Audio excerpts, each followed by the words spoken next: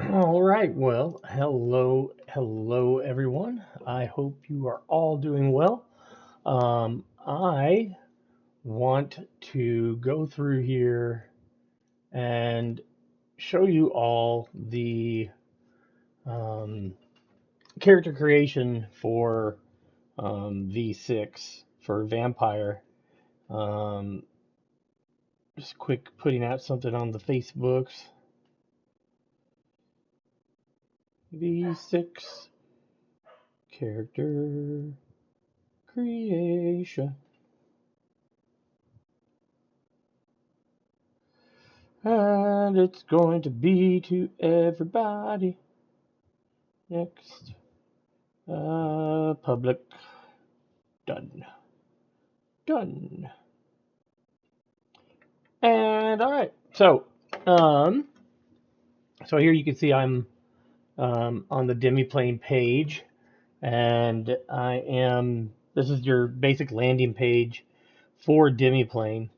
Um, so you come over to games, and you will uh, go to um, I mean, you can see all the games they have here. Um, but what I would say would be uh, you can go to World of Darkness. All right. Sorry, I was trying to get my stuff situated here. But anyways, go to World of Darkness. Now there is Vampire the Masquerade. This is all 5th edition stuff. World of Darkness. The Marvel one is great. I own, let's see, Marvel stuff, Daggerheart stuff, D&D stuff. Um, I've always been interested in Scion. I think it would be a cool thing to play. But anywho, we're doing World of Darkness, so click on World of Darkness, and then we're going to build the character. Now, you can use this, and I'm sure they're going to update this as stuff is released. But I can explore the rules, and there you go. I got the player's packet and the storyteller's packet. But we are going to hop to characters. Actually, we'll go back one just to get you there from the beginning. So we'll go to build a character. Now, as it loads, I've got a couple characters already made, but we'll start a new one. How about that, huh? So let's create a character. Yeah. And it's going to do its loading thing. And we just had a bunch of storms here um, come through my hometown today, so hopefully everything works well. All right, so let's enter a name. Let's go with Seraphine Vale. And now you can select pre-generated characters, and it's probably using. I haven't looked at it. It's probably using the characters from the storytellers, the one shot, not in my domain, that comes with pre-generated characters. I haven't looked at this. Let's see, just for giggles and yucks. Yeah, these are characters from the storyteller. The I keep losing my mind here from the adventure that comes with everything. Not in my domain, but we're not doing that. Yeah, we are going to skip this stuff, and we are going to get started. All right, so you can upload a portrait or whatever. Preference and rules. If you create a young character, they were embraced very recently. You can click this and it'll limit your resources and stuff. We're not doing that. We're going to begin. So, as you see, pardon me and my quick drink, as you can see, it's very step by step, just like all the other character nexuses and game nexuses are this way. Some of them may vary a little bit here and there. The Daggerheart one has some additional things. The Marvel has some additional things. They're all tailored to that particular game. So, what are you? Now, choose your creature of the night. I'm thinking, and this is just my speculation, that World of Darkness is going to be the umbrella under which all of their particular splats are loaded in. I think Curseborn, which is from Onyx Path Publishing, um, Gentleman Gamer is really big with Curseborn and Onyx Path. So his that stuff I think has every creature of the night, if you want to go with that term, under Curseborn as one thing. And I think that's what World of Darkness is going. So I choose my creature, and right now I can pick Vampire, Dustborn, or Ghoul. I'm expecting that they will add Mage to this when they can, and Changeling, which are both upcoming. And then I'm sure they'll port in like the variations for Dark Ages Vampire. But we are going to pick Vampire. There we go. What is my tier? So your characters in World of Darkness now have tiers: Neonate, Ancilla, and Elder, and you gain more um, choices as you go, into the different tiers. We're going to go Neonate. So then I choose my generation, and you can see I can be from 11th to 13th. Um, so we're going to go with 11 just because. Leave it at that. And over here, just so you can see, I can click that down arrow and it brings up the rules stuff for it. And I can click on the various highlighted text and it will bring up the rules for that or what that's all about. So um, your generation modifier, so for neonates, that reduces the damage you take when you take Vitae damage. So the higher tiers, like Elders reduce damage by 3. It's almost like you get a natural soak, to use V20 terms or older edition terms, or like you have just base kind of resistance to damage. And I like that. Um, it's one of the things I like. So, um, oh, did I get a heart? Oh, I must have got a heart. Thank you, whoever hearted me. I've got the stream up on my phone, but I'm not really looking at it all that much. Anyways, so we went Neonate, and we choose Creature of the Night. We chose our generation, so now we're going to pick our clan. And so when you hit pick your clan, it gives you a drop down menu, and that's where you actually choose your clan. And here's the choose your clan bit. Talks about it. Now, not all of these clans are available right now, but they are all talked about, at least in this Nexus and in the PDFs you order or you get through Drive Through RPG. So you can see that Banu Hakim are in development, but you can see that they have Blood Sorcery right now. That may change. Celerity, Obfuscate, and it gives you a brief description of them. Bruja. Now, if you want to, you can pull it over. I think they may not have that part in here yet. Oh wait, there we go. There we go. So you can see their frenzy is rebellion, boiling passion, and you could click on these and it'll bring them up. I guess I can just go over there like that. I haven't done a whole lot of the maneuvering, the maneuvers. So, anyways, we are going to, as I try to get back over there to the clan descriptions. Come on, clan descriptions, get over there. They don't have a clear bar here, which is an issue. Anyways, I'm going to choose my clan. And we are going to, let's see here, come on. Go all the way down to the bottom. Oops, choose my clan. There we go. All right, so the available clans to choose from: Bruja, Gangrel, La Sombra, Ministry, Nosferatu, Toreador, Ventru. Okay.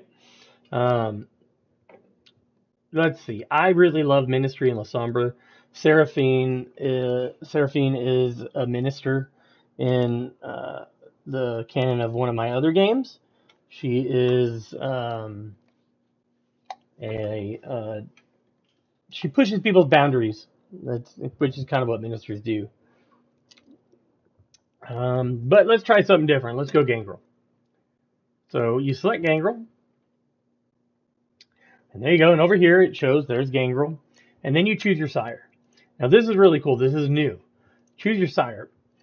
So your sire, this is just like a category for them, and you can select this arrow and adopt it. If you were taught by another vampire who took you under their wing, your sire may have abandoned you, or may still be in your life and resent your blood with your your bond, with your adoptive sire.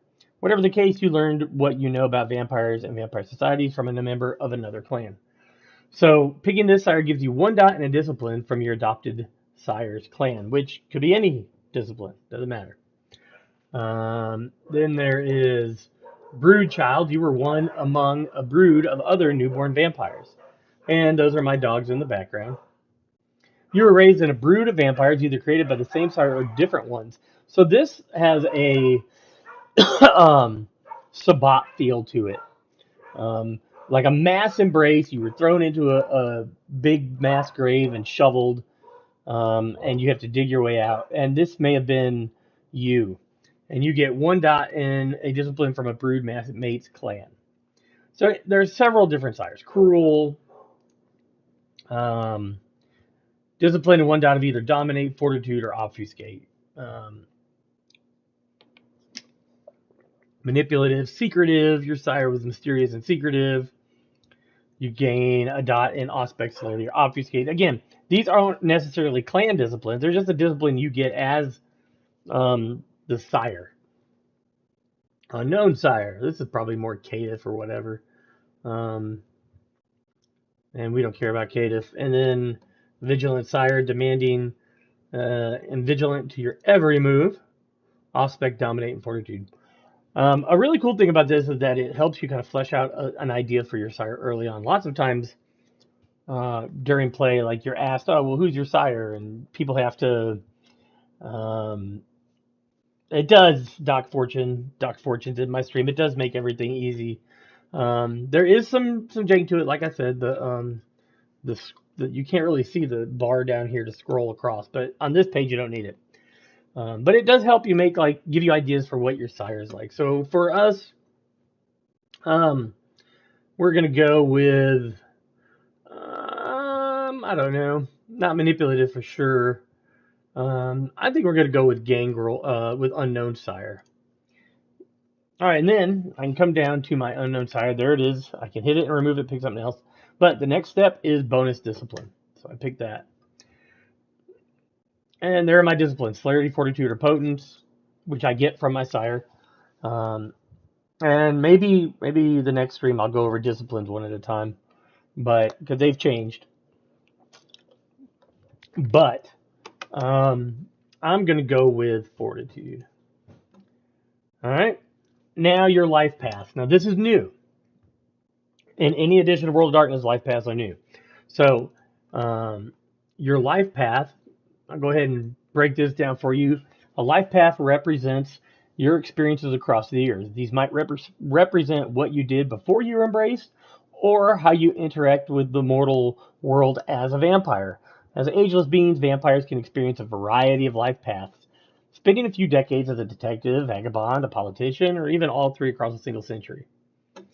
So life path representatives of the past typically represent who your character was, which can, but doesn't have to, inform who they are today. The character gained knowledge from these experiences, but it's unlikely to still be fulfilling this role.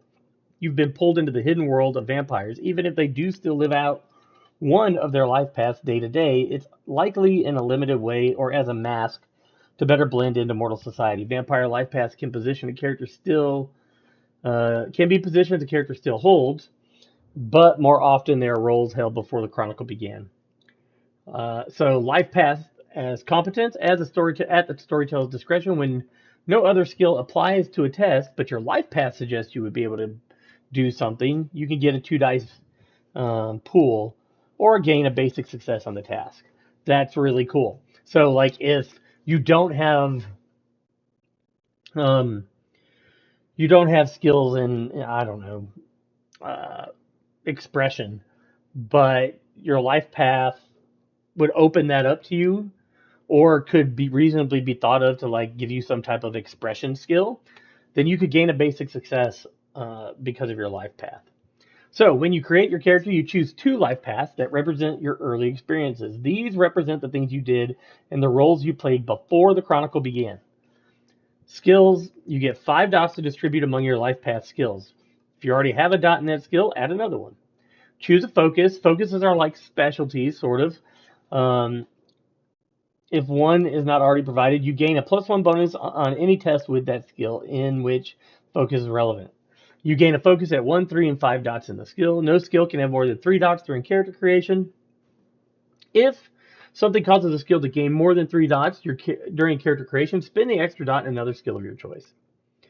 Resources, you get 3 dots to distribute among your life path's resources. And we'll get to that in a little bit because resources now is kind of a catch-all term.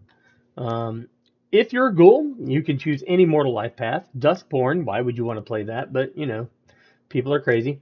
You can choose only mortal or neonate life paths. Vampires can't choose a life path outside the tier of play. Your storyteller chooses. For example, an Insular vampire can't choose an elder vampire life path, but can choose a neonate or Insular life path.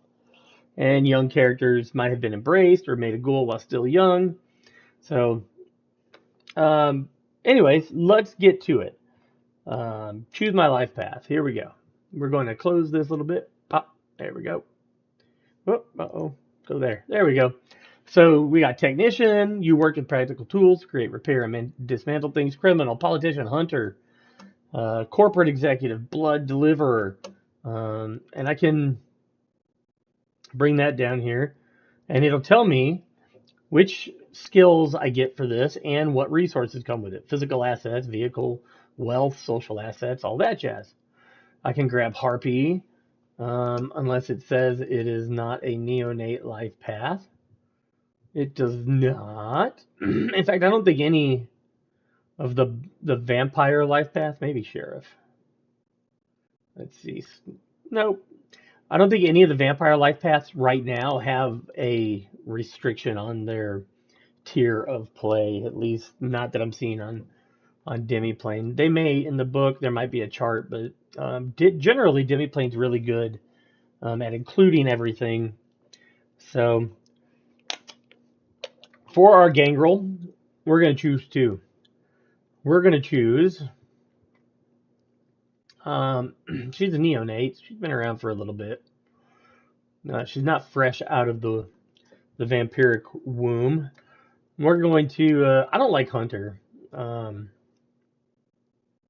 going to go with, definitely not harpy. Definitely not sheriff. But I like hound. So we're going to grab hound. And we're going to grab, and you'll see that hound gives us fighting, investigation, streetwise with a focus, shooting, subterfuge, survival with urban tracking as a focus, and then the resources and all that. So we're going to go with hound, and we are going to go with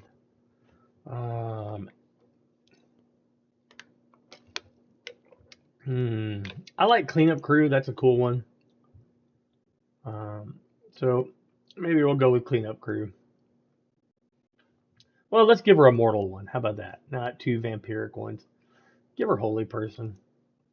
Maybe she was a person of faith before she was embraced for some reason by a gangrel. Yeah. Maybe a gangrel embraced her as a lesson. Or we could go military. Maybe she's a military person. She served her country. There we go. All right, so here's the hound, and then beneath hound are the skill dots I get for hound. So I'll click that, and I'll pick, you definitely want fighting, and I get 1 focus. So I'm going to say dirty fighting. And I can click the details, dogs barking, and it will tell me what the skill is. Fighting dirty, use every advantage. These are suggestions for focuses, okay? Investigation, yeah, absolutely. Give her 1 there. She's got the focus of streetwise, so we'll just keep that. That's cool. Shooting, she's got at least 1 in that, and she gets a focus. Oops, can't spell. Give her a rifle. Subterfuge. Survival for sure. Urban tracking, I like that.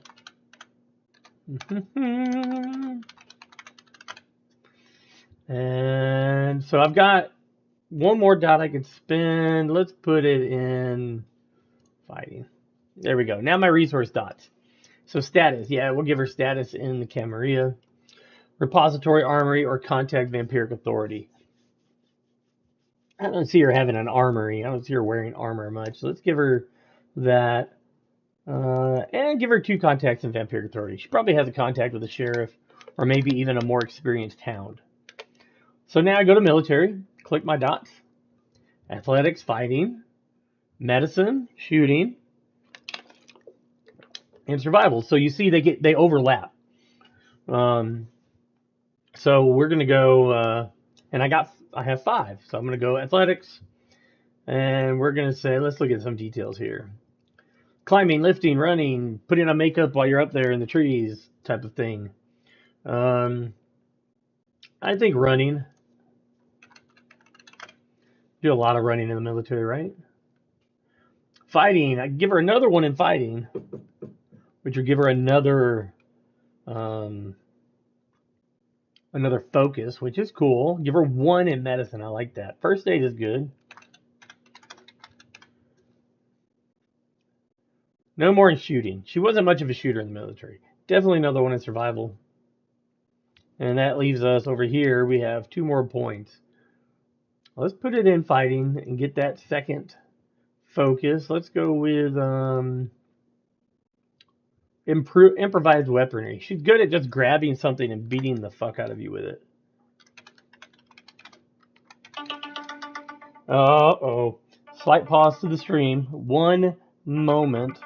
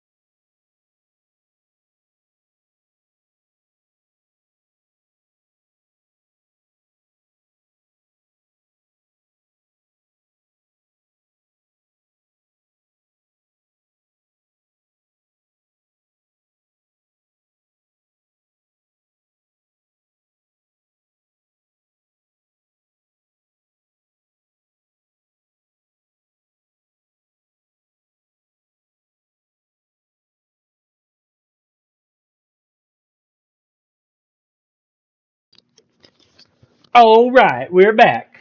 No, I was muted. Yes, I was muted. Doc Fortune, thank you. My son called to talk to me for a second, and I didn't want to leave the stream, so I am back. So, real quick, let's go back up here. You can see where I put in athletics, fighting, medicine, shooting still, and survival. And then in my resource dots, I put one for repository weapon and ally, former comrades. So we can sort that out. Attributes and skills. All right, so I click this. Down here, I go to attributes. Don't worry about this number over here.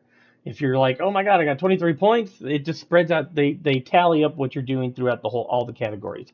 So, um, attributes for those of us who are old and played the older editions of Vampire, this will be familiar. 7, 5, 3 are your spreads, and you get 7 in your primary, 3 in your tertiary, 5 in your mental or your secondary. So our gangrel obviously is military and such. She's going to have 7 dots in her primary. So we're going to go, and you click the don't click the dot, you click the plus. So we're going to go like this, and I think, let's see, let's give her the strength of 4. She hits pretty hard for. She's well trained, so she hits pretty hard. Social, she gets 3. You start with 1, so she's gonna go 1, 2, 3, and her mental dots she gets 5. 2 there, 1, 2, 3, 4. We're gonna give her resolve. Now, initiative is your wit. Your willpower is your composure and resolve. I think plus 5. And your vitae is your stamina plus 5, 10 plus your stamina, I think, and maybe 5. I'll show you at the end when it summarizes everything, because I don't have all the minutia of the derived stats yet memorized, but we're just starting this. All right, now remember I got all those skills up here for my life paths. I got 5 in each. Now I'm getting another 8 to just distribute however I like. So now you're going to see these other skills that are available, like awareness, craft, expression, knowledge. Knowledge covers everything knowledge. Occult, chemistry, history, law, linguistics. These are all focuses that you put. So you have the base skill and then you put your focus in, and that focus kind of helps you work out where your knowledge is. Persuasion, sabotage. Sabotage is new. It represents your ability to overcome and undo security measures, as well as your skill in the use of destructive methods to damage things. Burglary, explosives, hacking, security systems, anything like that. Shooting, subterfuge has changed some as well. Subterfuge represents your ability to be an accomplished thief or con artist, involving not only remaining unseen and unheard, but also lying your way out of complicated situations. So subterfuge is your stealth. Okay, that's what you're going to roll if you're going to stealth or skulk or whatever you're doing. If you're going to pick a lock, could be subterfuge, could be craft, and then survival.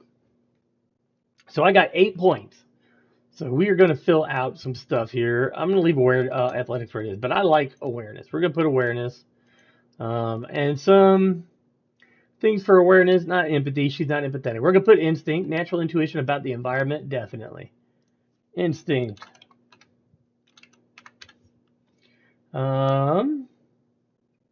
Let's see what else we got.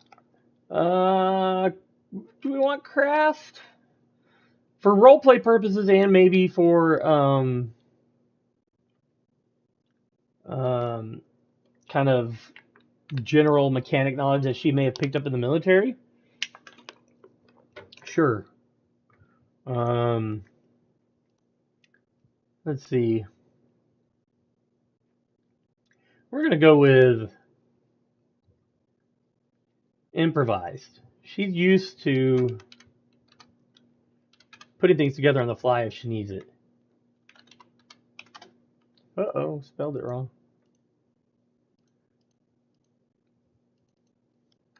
So when you're not spelling correctly, cheat.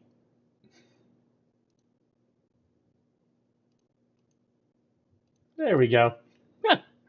All right. She doesn't have any expression. She didn't care about that. Investigation, we're going to bump her up to 2 in investigation. Now, over here in the skill dots, it keeps track of it for you. So there's that.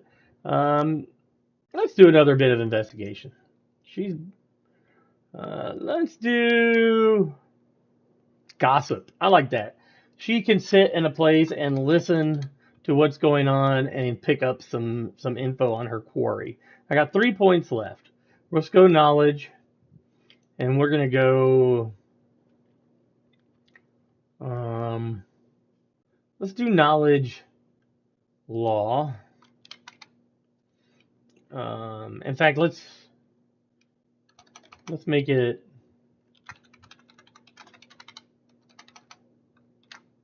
Whoa! There we go. Got 2 more points to go. First aid, persuasion. All right, let's put the last 2 in persuasion, and it'd be intimidation. All right, there you go. Now I'm gonna pick my clan traits. This is where it gets really cool. First, I'm gonna distribute my clan disciplines. Dots. So we're gonna go there. Remember what I said the other day? Animalism and protein have been folded into one. Gangrels automatically start with animalism, celerity, and fortitude. So I'm going to go animalism, 2 dots, and put 1 dot in celerity. Now I'm going to choose my powers. Click the powers. Now, here's what, remember the last time I did this, talked about how Demiplane should, or reorganize this section because, I've got, looks like they did. They did. So before, I think it didn't have this. It was just the description. I don't remember the discipline being here. That's 100% better. 100% better. Before it was just alphabetical list. No, nothing, none of the discipline stuff. That's great. Well done, Demiplane. Okay, so Animal Messenger, and then it tells me what I can do. And then I click this, and it shows me what it is. It's a 2 dot mental animalism power. And it's an action to activate it. Charisma, 2 willpower, move that. Distance is touch, and it lasts for a night. And then here's what it tells me I can do. This one is a maturing power. And once I have 2 or more dots in this discipline, I can use this power in new ways. So I can increase the duration to a week, and the message could be up to 5 minutes long, or I can increase it to a month, and the message could be 10 minutes long. So that's pretty cool. Let's see what else we got. What else we got? Aspect of the beast. This is a cool one. Invoke your beast to lend you its talents, partially assuming the traits. So it's first dot of animalism. It's 1 dot physical animalism. Okay. Cost of Vitae. I invoke my beast to lend you its talents, partially assuming the abilities of animal to help me with a task. I can gain the snout of a wolf to track, prey of a scent, the eyes of an owl. Sounds very much like Braveheart for those of us who are old. I get the eyes of an owl to see in the dark, the ears of a bat to hear far beyond your normal range, legs of a frog to jump farther, the tail of a cat to bounce better. When I use the power, ... etc., etc. And the maturing part of this power is that once I have 2 or more dots, I can gain 2 aspects at once and 3 aspects at once. Now I'm going to show you something here. Remember, Animal Messenger is a 2 dot animalism power. I can select it and not pick the level 1 power because your powers aren't tied to your discipline dots anymore. If I don't see a level 1 power that I like, but I like the level 2 power, I can grab it because I already have the 2 dots in animalism. And I really, really, really like that. Especially coming out of 5th edition, there were some, like you had to take the level 1 power, and if you wanted another level 1 power, you had to burn your level 2 slot to do it. And I don't think anybody liked that. And you also had to get your level 1 power to get your level 2 power. That's not the way it is now. I can pick this level 2 power and not have to pick the level 1 power. However, I'm going to remove that because because I have 3 dots or 2 or 3 dots in animalism. I'm going to grab Aspect of the Beast. That's 1. Because I can Blood Surge it into the extra abilities. So then I can assume 2 animal aspects or 3 if I want. Beast Shape. Commune with my beast and assume the form. This is a 3-dot animalism power, which I cannot select because I don't have 3 dots in it. But this lets you change forms.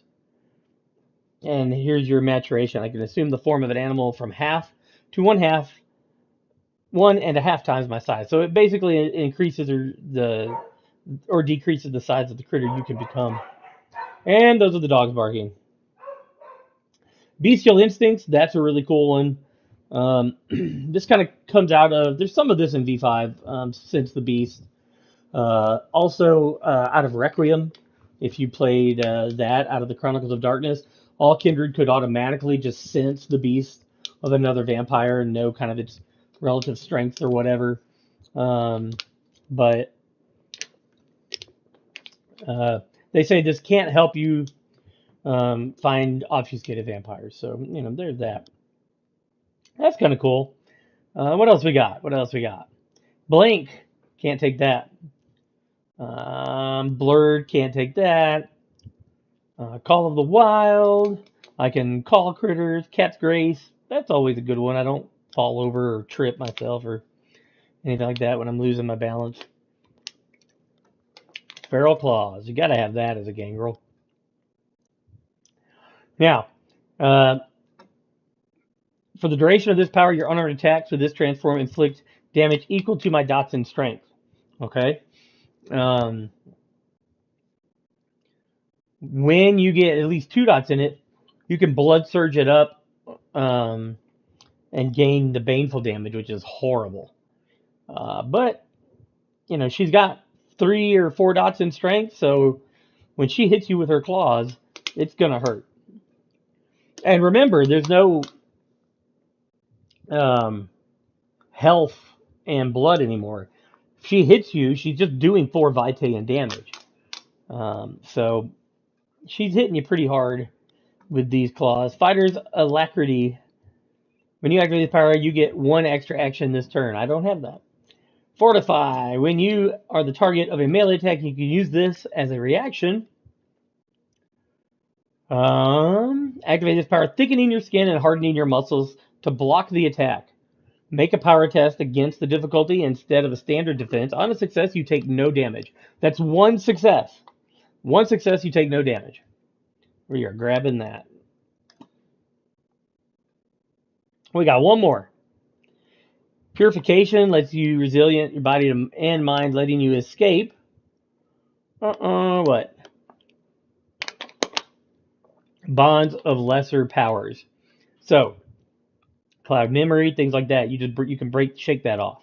That's kind of cool. Rapid reflexes. I think we should get 1 celerity power. Makes you hard to target to pin down and help you avoid attacks. I gain one bonus to my dodge defense. When I use this power to make a power test against a difficulty of 0, the power lasts for a number of additional turns equal to the successes. And if I pump it up, I get more to my dodge. That is great.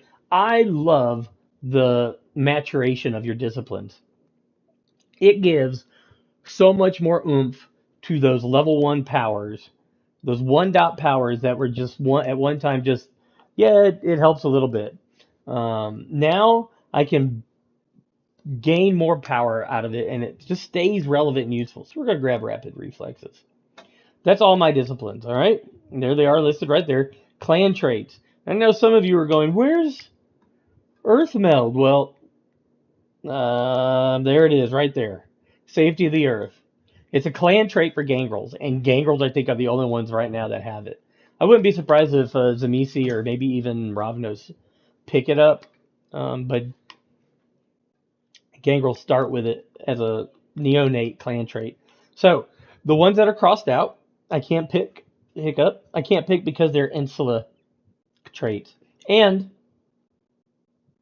Right now, they don't have elder traits, so you know they're coming, I'm sure.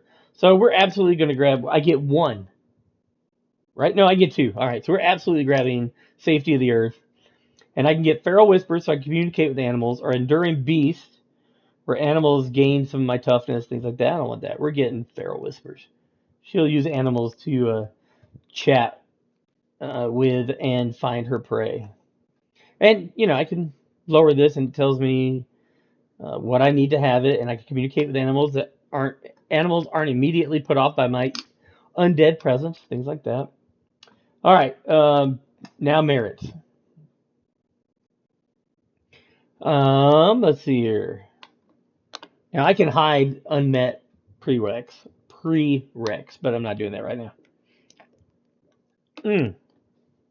So I could grab Bond Famulus, which is like an animal ghoul. That's pretty cool. I like that. What do I get? I get one. But remember, I just got two clan traits, four disciplines that can be pumped up for extra effect. So the fact that you only get one merit right now is fine. Um, Fleetness, you get a bonus to non-conflict dex test. That's cool. Extra limb or flexible limbs. That's kind of cool. Shouldn't have any much subterfuge, I don't think, that I. Friends in high places, hunger strength. You get the more hungrier you get, the stronger you get, kind of hulkish thing. Intimidating presence, that might be cool. Prestigious desire, subdued hunger, tough skin. That must be an Ancilla. Let's see. Prerequisite generation modifier and what? 5 dots in stamina. Yeah, I don't have that. And Wrecker. That's for destroying objects. So what we're going to grab is we're going to grab the Bond. I think that's a great one. And I've never grabbed this, so gives me options for it. We can name it. We won't do that now, but you can name it. And here's your. I can elevate one animal ghoul into a unique familiar. Takes an hour and consumes 3 vitae, and I'm going to spend this time bonding with the animal. The animal I choose must already be a ghoul, and its NPC level must be no higher than your dots in animalism. So there you go. Next, humanity. Remember, last time I chatted with you, I said this was going to be the part that I think a lot of players will struggle with at first. So here I'm going to choose a nature. So here are the natures that are available right now. And if I pick one, I think she's going to be a Bravo. So this is a grab Bravo. As Bravo, you believe in the rule of the strong over the weak. You make sure you are the strongest in the room. You use your powers to push others around, and you have no qualms about it. If they want respect and a chance to act on their own, they must prove they are strong enough to stand against you. So indulging. You use your strength and powers to make others fear and obey you. You prey on the weak, teaching them the lessons you think they need. You challenge others to prove your strength and dominance over them. So when I'm doing these types of things, I'm indulging in my nature, and I could mark a point in my nature chart or stat. Now, when my nature blocks resources, I'll show you in the character sheet at the end, get filled, then I have an outburst, and I have to self-control to try to stop it. But you are the strongest one here, and you will make them obey, even if it means you have to beat them into submission. You can't use social or mental discipline powers, and you must use force to make others obey you, fear you, or bow to you. You gain dice bonus equal to your generation modifier. For us, it's 1. To test, to subjugate, attack, intimidate, or otherwise act aggressively against the strongest individual you can see. So it's kind of like ending up in prison and picking the biggest, baddest person and just punching them in the face. All other reactions suffer dice penalty equal to twice your generation modifier, so in our case, 2. So here it is down here. The trigger, if your nature tracker's 5 boxes are filled. The difficulty to resist an outburst is 3 plus my generation modifier. So that's 4. That's the difficulty. So I would get my resolve plus composure together and then take 4 dice away and roll that. I only need 1 success, and then it marks off one of my boxes. But On a failure, I erase all of the marked boxes um, and suffer the effects of the outburst. And on a painful failure, the storyteller gains one drama in addition to everything else. So um, here are the consequences. While in an outburst, you succumb to the outburst effect. Okay. In addition, your position on the humanity scale slides one step in the mortal direction, and I'll show you that here at the end. Um, if acting in line with this outburst puts you and your coterie in a worse mess than what you're already in, you gain a quickening. So we are going to totally take Bravo because that makes complete sense for her. There we go. So Bravo, that's that. Now my resources. I got 5 points of those. So that's another reason why I said don't sweat your merits. All right. So these are the ones I got from my life path, but I could add one if I wanted to, if I could, if I needed, if I wanted to be, I want to have a haven somewhere, add it. I could add a physical asset, haven. Let's see, a small dirty apartment on the south side. There we go. Add that resource, and then there it is. So I've got 3 points to spend. One, it's a small dirty apartment, so just one. That's fine. And then we're going to go with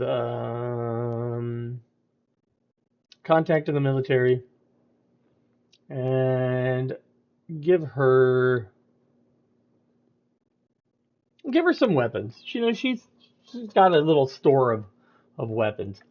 All right, important items. This is a lot more flavor. I can add my weapons if I want. Like I can click this and add light, range, and distance, medium, and I can name it, rifle. Hit confirm, and there you go. I get 2. Let's go. What is this one? Add an important item. That doesn't have all the options. So let's go add another weapon. Light, melee, knife. There we go. Finishing touches. Whoop. Enter character details. This is where I would enter, the role playing details, things like that.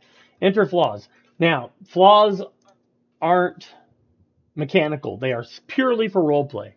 For our purposes, we're not going to add any flaws. And there we go.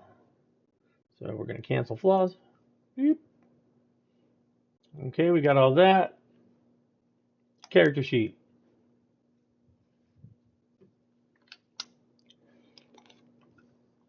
All right, here's the character sheet.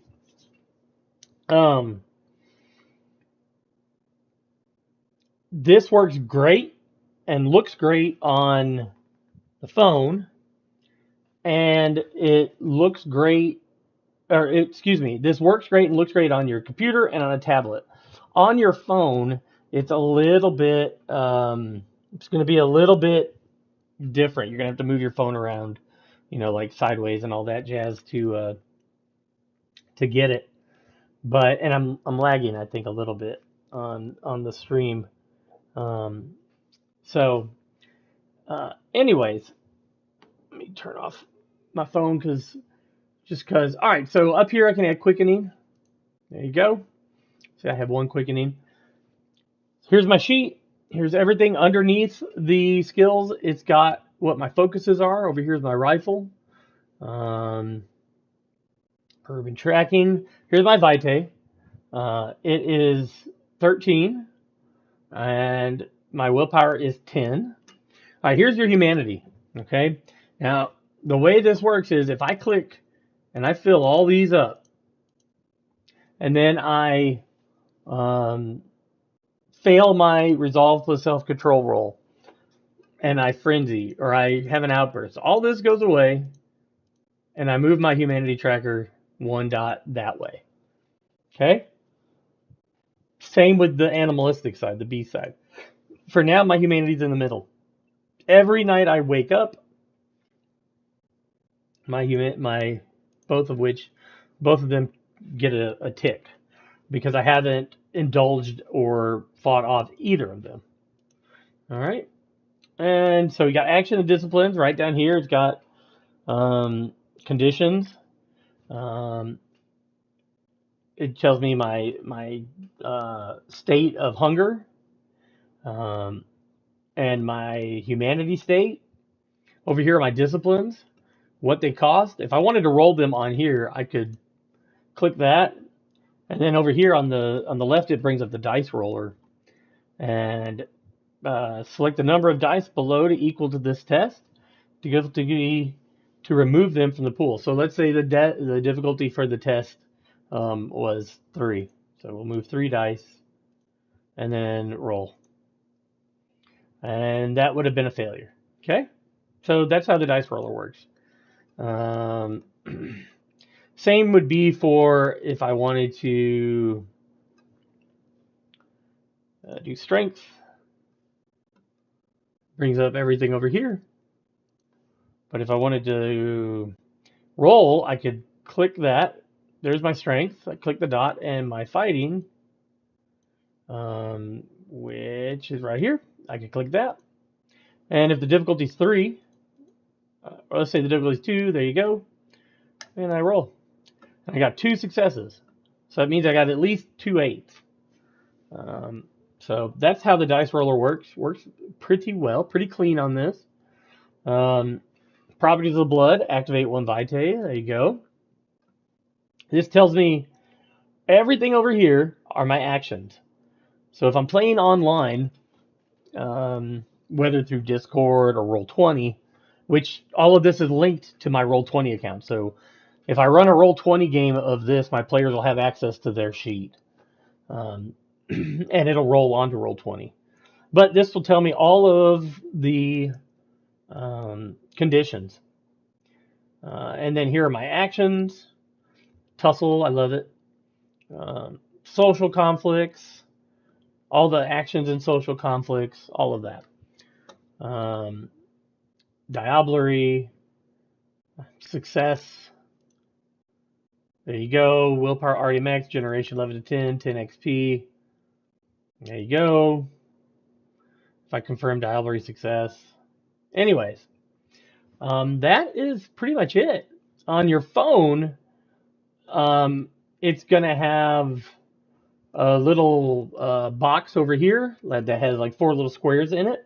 You click that to navigate these sections. Vitae, willpower, humanity, those will all be in the resource section. And here is your clan stuff, traits, life paths, all that jazz. On this, I can go to details. That's where that last section is going to be.